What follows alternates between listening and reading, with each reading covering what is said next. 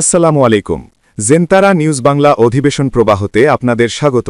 আজ London studio থেকে আছি আমি মীর সাবির, আর ঢাকায় আমার সাথে রয়েছেন সুমাইয়া শিমু। চলুন শুরু করি আজকের গুরুত্বপূর্ণ সংবাদ। জানিয়ে দিব আজকের গুরুত্বপূর্ণ সব আপডেট।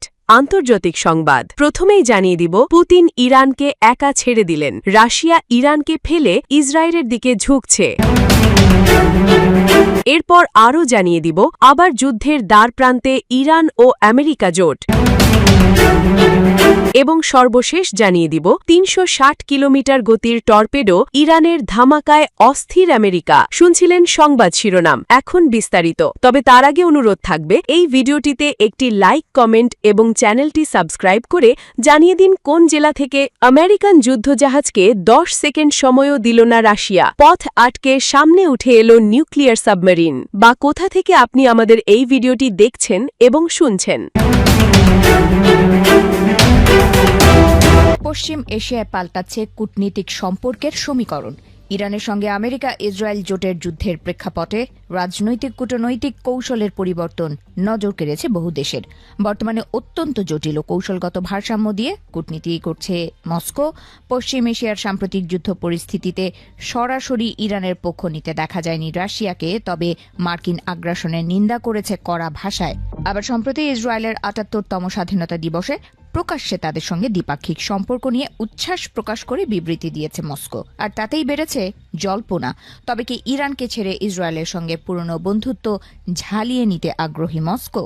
ইহুদি রাষ্ট্রটির জন্মলগ্ন থেকেই রাশিয়ার সঙ্গে সম্পর্কের রোলার কোস্টারের সাক্ষী থেকেছে পশ্চিম এশিয়া। ইসরায়েল প্রতিষ্ঠার শুরুর দিকে সামরিক সহায়তার হাত বাড়িয়ে দিয়েছিল তৎকালীন সোভিয়েত ইউনিয়ন। সময়ের চাকা ঘুরতে স্বাভাবিকভাবেই চির ধরে সেই সম্পর্কে বিচ্ছেদের পাশাপাশি জন্ম হয় চরম বৈরিতার। আন্তর্জাতিক সম্পর্ক বিশ্লেষকদের মতে বর্তমানে রাশিয়া ও ইসরায়েলের সম্পর্কের সবচেয়ে বড় বাধা হল ইরান।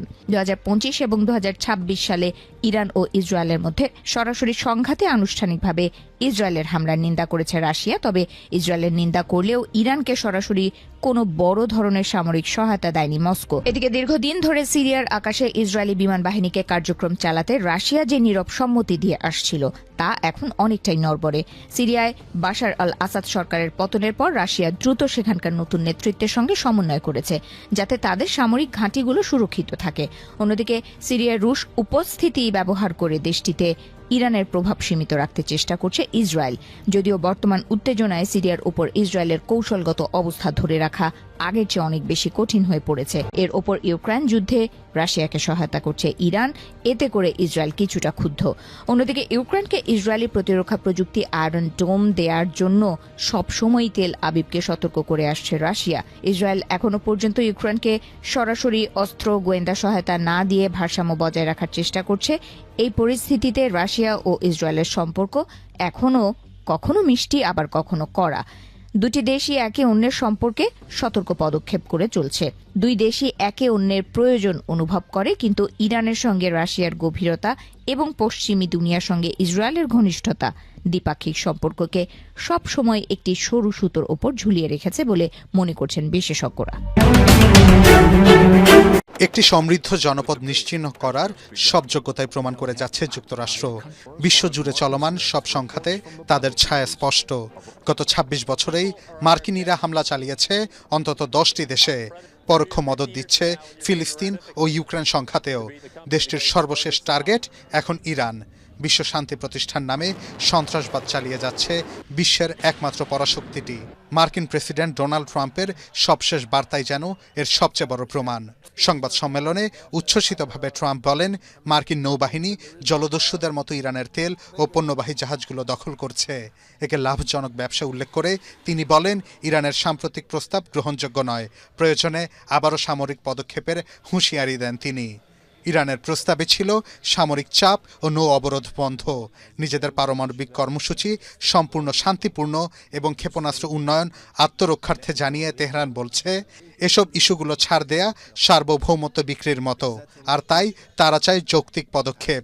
যুক্তরাষ্ট্র চুক্তিতে আগ্রহী নয় অভিযোগ করে তারা হুঁশিয়ারি দেয় বিশ্বগ্রাসী পেন্টাগনের সামরিক অভিযানকে প্রতিহত করা হবে।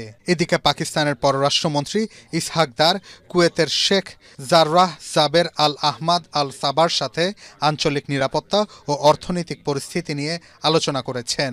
অন্যদিকে লেবানন ও ফিলিস্তিনে ইসরায়েলের হামলা মধ্যপ্রাচ্যকে এখনও অস্থিতিশীল করে রেখেছে, যদিও পাল্টা প্রতিরোধ গড়ে চলেছে হিজবুল্লাহ। তবে লেবানন থেকে শান্তিরক্ষী প্রত্যাহারে জাতিসংঘের সিদ্ধান্ত নিয়ে ক্ষোভ জানিয়েছে চীন। তারা বলছে এই সিদ্ধান্ত ইসরায়েলের দখলদার নীতির সমর্থন। ইরান ও এর মিত্রদের প্রতি বেইজিংয়ের অব্যাহত এমন সমর্থনে দেশ দুটির তেল বাণিজ্যের ওপর নতুন নিষেধাজ্ঞা আরোপ করতে যাচ্ছে ওয়াশিংটন। পারস্য উপসাগরের ফিরোজা পানি উপর থেকে দেখলে মনে হয় শান্ত নিরীহ, কিন্তু পানির নিচের গভীরে লুকিয়ে আছে এক ভয়ঙ্কর সত্তা যার নাম হুদ, ফার্সি শব্দ যার অর্থ তিমি। কিন্তু এই তিমি কিন্তু শান্ত নয়, এটি মারাত্মক। এর গতি ঘন্টায় ৩৬০ কিলোমিটার পানির নিচে। স্ক্রিনে বর্তমানে ইরানের সেই অতি দ্রুত গতির সুপার ক্যাভিটেটিং টর্পেডোর দৃশ্য দেখা যাচ্ছে। এটি সাধারণ কোনো টর্পেডো নয়, এটি পানির নিচে হাইপারসনিক মিসাইল। পৃথিবীতে মাত্র দুটি দেশের কাছে এই প্রযুক্তি রয়েছে, রাশিয়া ও ইরান। এটি পানির নিচে যুদ্ধ জাহাজ ও সাবমেরিন ধ্বংস করতে পারে। এমনকি এই টর্পেডোকে ঠেকানোর মতো প্রযুক্তি এখনও যুক্তরাষ্ট্রের নেই। ইরানের পার্লামেন্টের স্পিকার মোহাম্মদ বাঘের গালিবাফ সম্প্রতি ইঙ্গিত দিয়েছেন, যুক্তরাষ্ট্রের নৌবাহিনীকে আটকাতে ইরানের কাছে আরও কার্ড আছে, অনেক অস্ত্র গোপন রয়েছে। সামরিক বিশেষজ্ঞরা বলছেন ইরানের সেই সুপার কার্ড হল এই হুদ সুপারফাস্ট টর্পেডো। কারণ হরমুজ প্রণালীতে যুক্তরাষ্ট্রের নৌবহরকে প্রতিহত করতে এই টর্পেডো অত্যন্ত কার্যকর।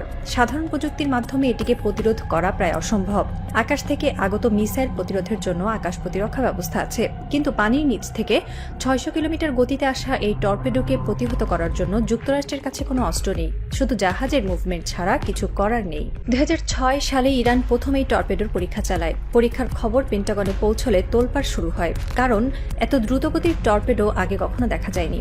রাশিয়ার ছিল VA111 শকভাল নামের অনুরূপ টর্পেডো। ইরান সেটির রিভার্স ইঞ্জিনিয়ারিং করে নিজস্ব সংস্করণ তৈরি করেছে, এর নাম দিয়েছে হুদ। এই টর্পেডোর সবচেয়ে চমকপ্রদ বৈশিষ্ট্য হল সুপার ক্যাভিটেশন প্রযুক্তি। এই প্রযুক্তি কি?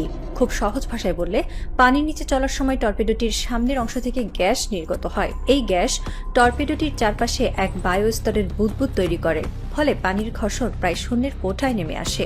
টর্পেডোটি অসাধারণ গতি পায়। সাধারণ টর্পেডো ঘন্টায় ৫০ থেকে ৬০ কিলোমিটার গতিতে চলে, অথচ হুদ চলে ৩৬০ কিলোমিটার গতিতে, অর্থাৎ ৬ থেকে ৭ গুণ বেশি গতি। সাধারণ টর্পেডো প্রোপেলার ঘুরিয়ে চলে, তাদের গতি কম, আওয়াজ বেশি। জাহাজের সোনার সিস্টেমগুলো সহজেই সেগুলো শনাক্ত করে, কিন্তু হুদ প্রোপেলার দিয়ে চলে না, এটি গ্যাসের বুদবুদের ভেতর চলে, তাই এর আওয়াজ নেই, সোনার সিস্টেমে ধরা পড়ে না। যুক্তরাষ্ট্রের জাহাজে যে সোনার সিস্টেম আছে সেগুলো ৮০ থেকে ১০০ কিলোমিটার গতিসম্পন্ন টর্পেডো শনাক্ত করতে পারে। ৩৬০ কিলোমিটার গতির হুদ ধরার মানসিক ক্ষমতা তাদের নেই, তাই এটি কার্যত অদৃশ্য। একজন ইরানি নৌ কমান্ডার বলেছেন, আমাদের টর্পেডোকে তারা দেখতে পাবে না, শুনতে পাবে না, যখন বুঝবে তখন জাহাজ ডুবে যাবে। হরমুজ প্রণালী অত্যন্ত সংকীর্ণ, প্রশস্ততা মাত্র ৩৯ কিলোমিটার, অর্থাৎ জাহাজগুলো একসঙ্গে চলাচলের সময় ঘনবসতি তৈরি হয়। এই সংকীর্ণ প্রণালীতে যুদ্ধ করাটা খুব কঠিন, কিন্তু ইরানের জন্য এটি সুবিধাজনক। তাদের পক্ষে ছোট জাহাজ বা উপকূলীয় লঞ্চার থেকে হুদ ছোড়া সহজ, আর এই টর্পেডো ছাড়ার মাত্র ৫০ সেকেন্ডের মধ্যে আঘাত হানতে পারে। মার্কিন জাহাজ এই সময়ের মধ্যে পালানোর কোনো সুযোগ পায় না, কারণ টর্পেডোর গতি এত বেশি যে সাড়া দেওয়ার সময় নেই। মার্কিন নৌবাহিনীর কাছে নক্সিস নামে একটি ইলেকট্রনিক ডেকয় সিস্টেম আছে।